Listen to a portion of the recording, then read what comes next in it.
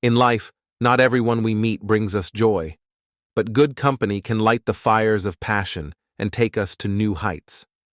Other people bring pain and sorrow. The question is, how do we deal with it? Difference between them. Stoicism says that you should be wary of and stay away from 9 types of people. In today's video, we'll look at how to tell the difference between someone who really cares about you and values you, and someone who is just taking advantage of your patience and hard work. This movie not only teaches you how to keep yourself safe from harm, but it also shows you how to pick relationships that are worth your time and energy. Let's look into it together and decide who should stay close and who should go. This leads to personal growth and peace and happiness in life.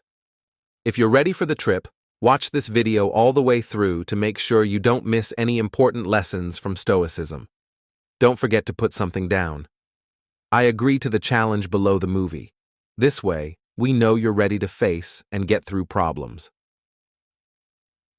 Trying to get better and stronger in life. Number 1. Do you often have to deal with constant criticism? Endless reviewers can be annoying people who often cause stress and confusion in the places they're in contact with because they keep saying bad things, not being able to tell the difference between helpful and destructive criticism, which hurts other people's spirits and energies. The goal of helpful criticism is to help people get better, while the goal of destructive criticism is to hurt people and doesn't help them. Coping with dealing with constant critics means learning to control your responses. Stoicism tells us that we shouldn't react to every opinion. Instead, we should work on keeping our peace and self-esteem. You should ask yourself if your response helps or just makes things worse. In the story, there is a tech company worker named Brian who is notorious for constantly criticizing anything and everything. Whenever there is a new idea for a project or initiative, he quickly voiced his dissatisfaction without offering any constructive input. Brian criticizes everything from design to functionality and even the project's progress, creating a tense working environment that not only dampens the team's enthusiasm and productivity, but also makes other colleagues feel helpless and psychologically burdened. Eventually, no one wants to share their ideas or take part in group discussions for fear of unwarranted criticism. Similar to what Epictetus said, if someone tells you that someone says bad things about you, don't make excuses for what is said about you, but say that he didn't know about my other flaws, otherwise he wouldn't have brought them up by themselves. While dealing with experience, this advice stresses how important it is to stay strong and not let negative views change your mind. We learn to tell the difference between constructive and destructive feedback by being constantly criticized. In the end, protecting our inner peace is the most important thing, is that it helps us keep our self-esteem and grow as people. Number 2, the narcissist. Have you ever counted someone who loves themselves too much? These people, also known as narcissists, are easy to spot because they love themselves blindly and are always looking for praise and attention from others. As Marcus Aurelius said, our life is what our thoughts make it. Narcissists live in a virtual world where they are the center of the universe. In their minds, everything revolves around them and their needs, often oblivious to the pain they inflict on others. This self-centeredness not only isolates them from meaningful relationships, but also blinds them to the needs and emotions of those around them. The result is a life full of conflict and lacking in profound understanding in relationships. Their presence is like a storm sweeping away sincerity and genuine connection. They often use psychological manipulation to control others, ensuring that the spotlight is always on them. Take, for example, an old friend of mine, Jasmine, who always dominated every party, never letting anyone else steal the spotlight, even when the story had nothing to do with her. This selfishness and relentless desire for admiration often lead to the breakdown of even the closest relationships, leaving emotional scars on those who once cared for them. To identify a narcissist, pay attention to how they consistently elevate themselves and belittle others. An inability to accept mistakes or criticism is a sure sign of narcissism when dealing with them. It's important to set clear boundaries and not get involved in their power plays. Encouraging them to get professional help is also a good idea, but remember that you can only change how you react. Have you ever been a victim of narcissistic behavior? Tell us about it so we can learn from each other and get stronger as we face these problems. Have you ever felt like you were being used? Have you ever wondered if other people really care about you, or if you're just a tool in their hands? Next, we'll talk about one of the hardest types of people to trust or respect. Let's look at the signs to spot them and how Stoicism can help us stay safe from these harmful people. Number 3. The manipulator. In the complicated whirlwind of modern life, manipulators are always there, like silent but powerful ghosts in the shadows of social relationships.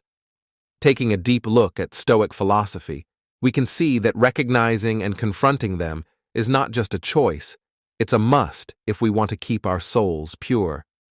Mind manipulators, who act kind and empathetic, are actually cold people who are always looking to use other people's information, emotions, and weaknesses for their own bad purposes, never saying what those purposes are.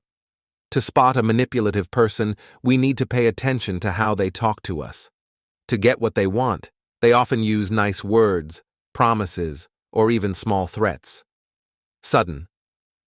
When their goals aren't met, changes in attitude from being too nice to being cold are also signs that their words are meant to trick you.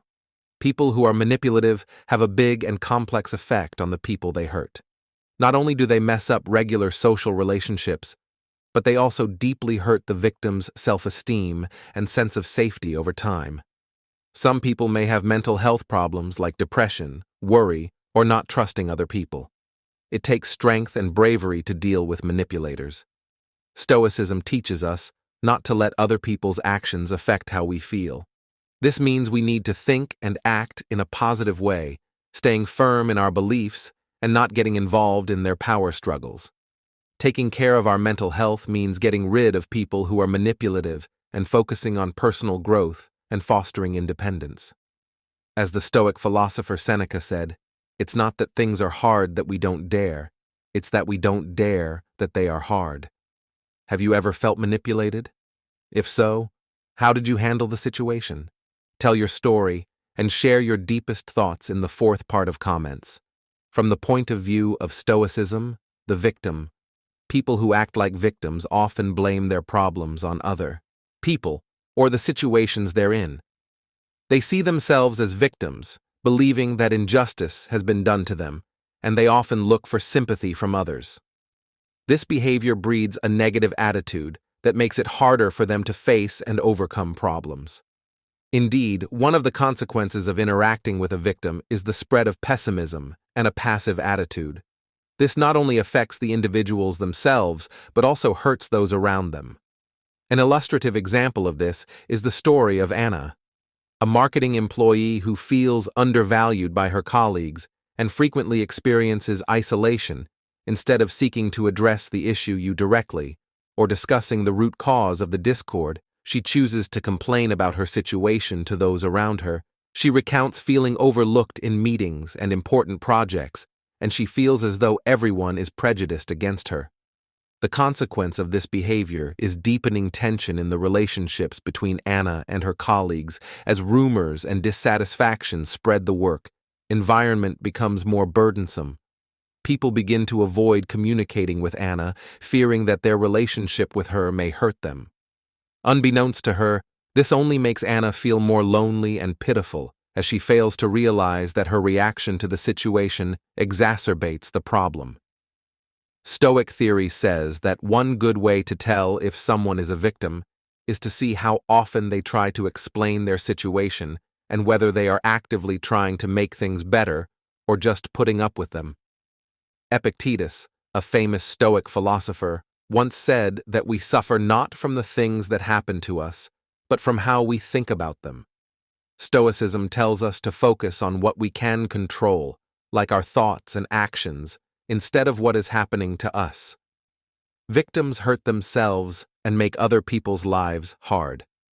Not only is learning to spot and stay away from these bad influences a lesson in personal freedom, it also makes you stronger and more determined on your path to inner peace and real freedom. Stoicism tells us how important it is to judge others fairly and without bias.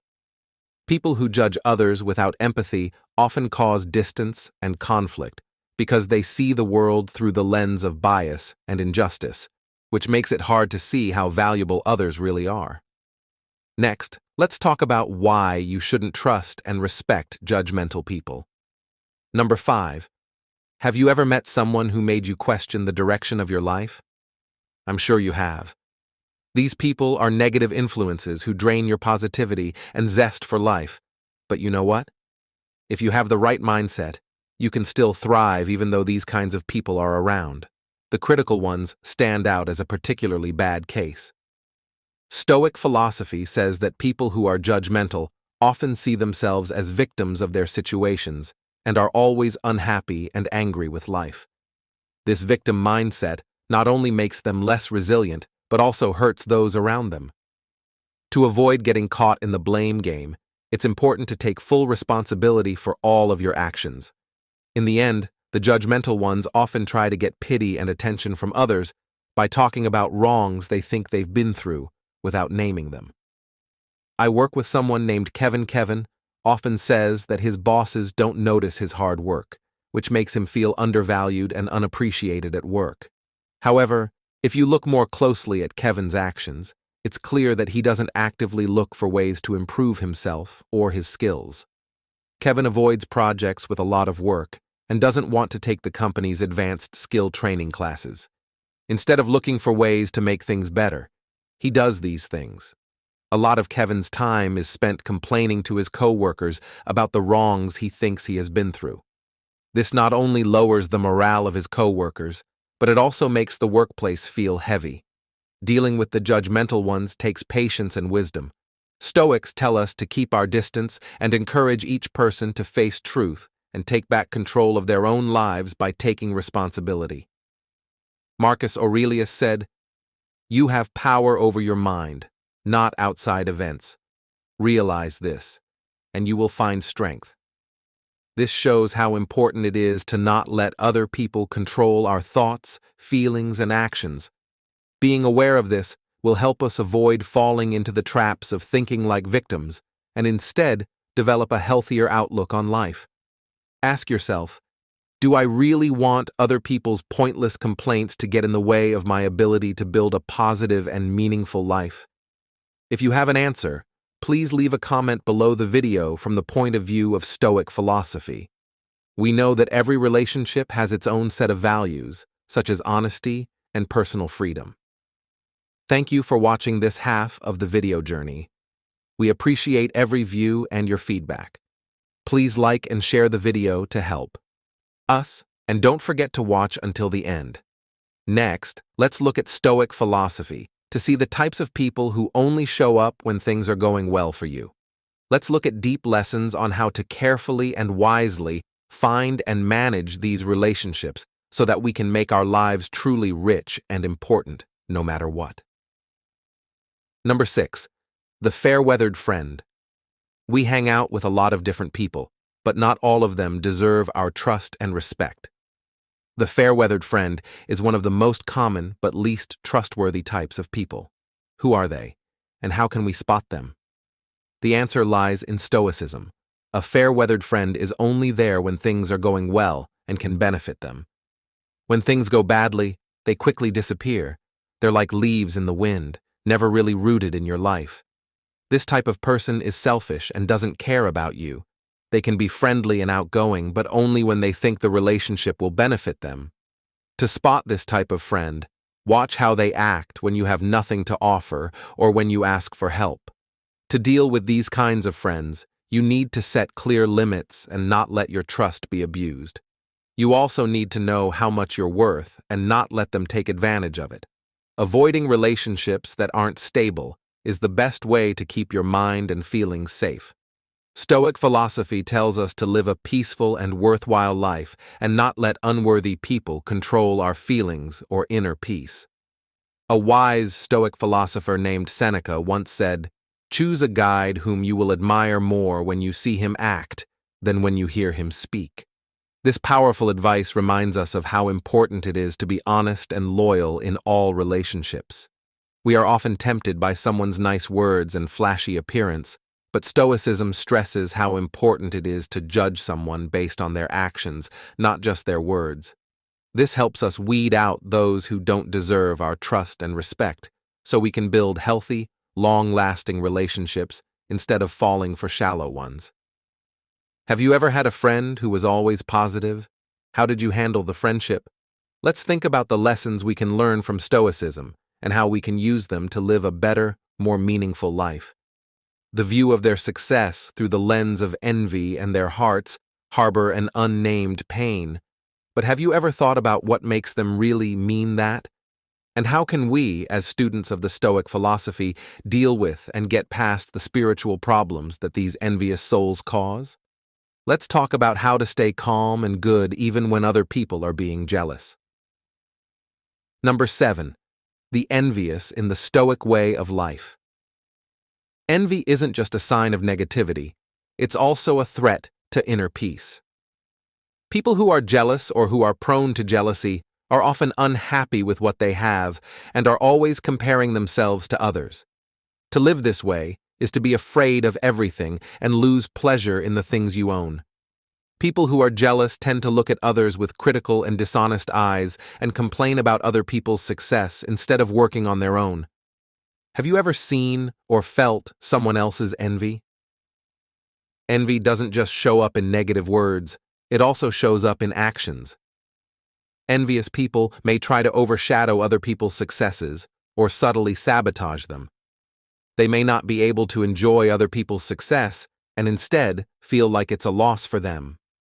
The Stoic philosopher Epictetus once said, "If you want to improve, be content to be thought foolish and stupid." This is a great way to get over jealousy. Let's not let anyone steal our peace. Instead, let's work on ourselves and appreciate the beauty we already have. When we dare to face judgment, we truly expand our potential, which leads to deep personal growth.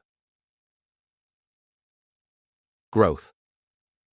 This is not only a step towards self-improvement, but it's also a source of happiness and satisfaction in life. It helps us get away from the bad effects of envy, and it teaches us to face problems with a smile, turning feedback into a way to reach our goals.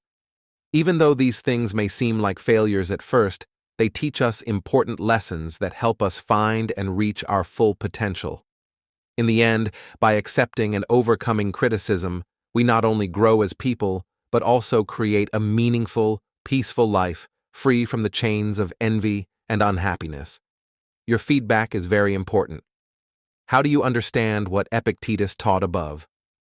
Please share your unique view below. Number 8. The flatterer. Those who flatter are basically con artists. They use praise as a way to gain trust and respect, but their true intentions are never honest or sincere. Behind their sweet words, they want to get what they want, no matter how it affects others. Those who flatter are often very good at finding and taking advantage of others' weaknesses. They use nice words to make people feel good so they can get something for themselves. Their praise is often not sincere, but just a way to get what they want. One classic example is when someone overcompliments their boss all the time.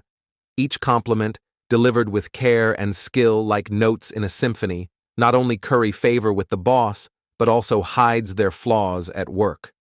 But when the lights go down, those compliments slowly show that the difference isn't in talent, but in willingness to meet intangible demands. Soon the workplace is filled with unfairness, as some employees feel overshadowed, not because they aren't competent, but because they didn't play the flattery game. This invisible war lowers the real value of work and lowers everyone's morale, turning the office into a stage of illusions.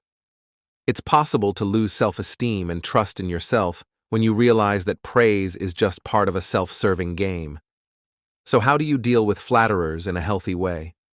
It's important to stay vigilant and ask yourself if the words they use are true. or if they're just flattery to get what they want. Also, pay more attention to what they do than what they say.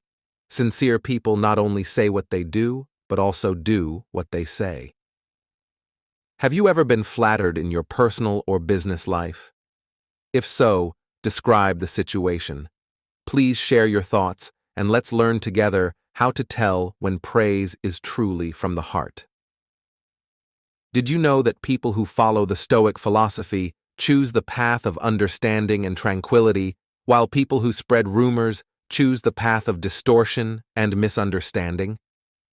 Next, let's talk about why people who spread rumors don't deserve our trust and respect. The ninth one, the chatter. Spread the rumor. Stoic philosophy says that we should never interact with a rumor monger because they can plant false stories and harmful chatter. Enjoy digging into other people's lives to get private information and then sharing rumors that haven't been checked out. This wastes time and energy and makes the surroundings unhealthy, which makes people less likely to trust each other. Imagine being in a group where everyone is a link in the communication chain. Once a rumor starts, it quickly spreads, turning into an uncontrollable cycle of suspicion and doubt. Relationships break down, trust is broken, and there is no longer any room for collaboration or self-respect. Now imagine working in a big company where everyone is a link in a huge network of information and relationships. One day, a rumor starts that a colleague has been working on a big project and achieving great success without telling anyone on the team. This rumor spreads quickly, and everyone starts to doubt the colleague's honesty and loyalty. This kind of doubt and suspicion not only hurts the relationships between team members, but it also leads to discrimination and distrust. As a result, people start to be more private and unwilling to share information or opinions openly. This makes it harder for departments and projects to work together, which slows down and weakens work efficiency. Eventually, dealing with rumor mongers makes the workplace tense and dull. First and foremost, we need to maintain control over the information we share and receive. Let us strive to uphold the highest ethical standards and refrain from engaging in spreading rumors. Second, if we find someone spreading misinformation, we should try to communicate with them directly and politely, emphasizing the importance of maintaining trust and mutual respect. By steadfastly upholding honesty and self-respect, we can contribute to building a strong community where trust and respect are valued. This is the key to create a safe and peaceful environment for everyone. Let us together embody and spread the spirit of this ethic so that we can achieve a society where everyone is respected and trusted. When we apply Stoic philosophy to daily life, we become more sensitive to those around us as well as to ourselves. The people on this list, from the cheater to the jealous, are unworthy of our trust and respect. They are the hidden corners of society that we need to face and avoid to protect our spirit and mind. Join us on a journey to discover Stoic philosophy and learn how to build a meaningful and worthwhile life. Don't forget to like, comment, and share this video to spread the Stoic philosophy to more people, and subscribe to the channel to not miss the latest videos from us. Please continue to accompany us through the next videos shown at the end of this video. Thank you for accompanying us on the path to finding peace and spiritual freedom, and see you in the next videos.